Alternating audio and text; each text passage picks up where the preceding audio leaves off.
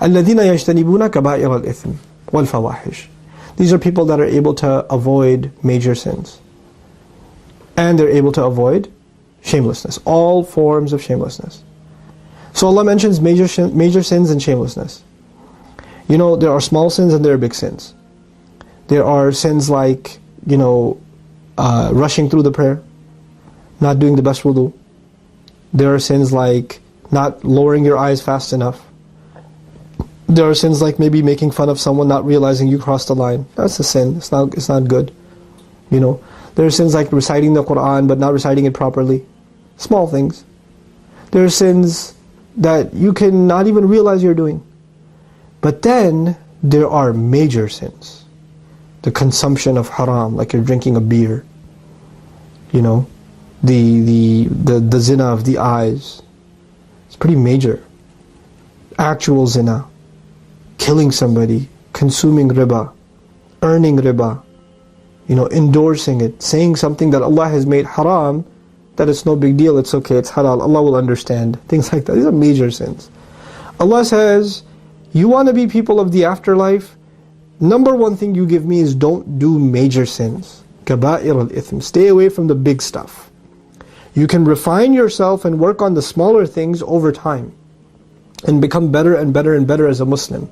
But the first order of priority is the major sins. If you're dating a girl, you're in major sin.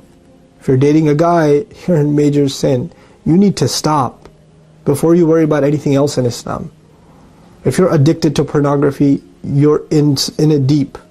This is a deep problem. It's a deep spiritual problem. You need to get away from it, because the zina of the eyes will lead to other kinds of zina. You need to stop. That is the first thing you have to address. If you're addicted to alcohol, if you're taking drugs, if you're smoking weed, if you're doing pot, or worse, you know, if you're doing this stuff, you need to stop. If you're stealing money, from your parents, if you're stealing money from your job, you need to stop. If you're investing in what you know are haram industries, and you're making money in a way that you know is not, you know, permissible by our deen, you know. And if you're even if you're like, oh, I'm in an innocent business, I'm in real estate.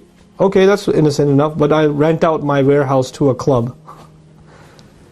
Okay, you're not clubbing, you're just renting it out to them. You are perpetuating evil.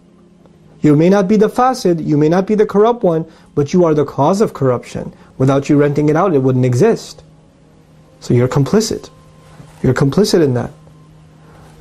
Stop doing the major stuff first. And then the second line of defense, personally, wal fawahish, all forms of shamelessness, you need to stop. And I particularly highlighted shamelessness as I was talking to you, dating, pornography, this sort of thing. Why? Because Allah took major sins and immediately after highlighted in particular shamelessness and all forms of it.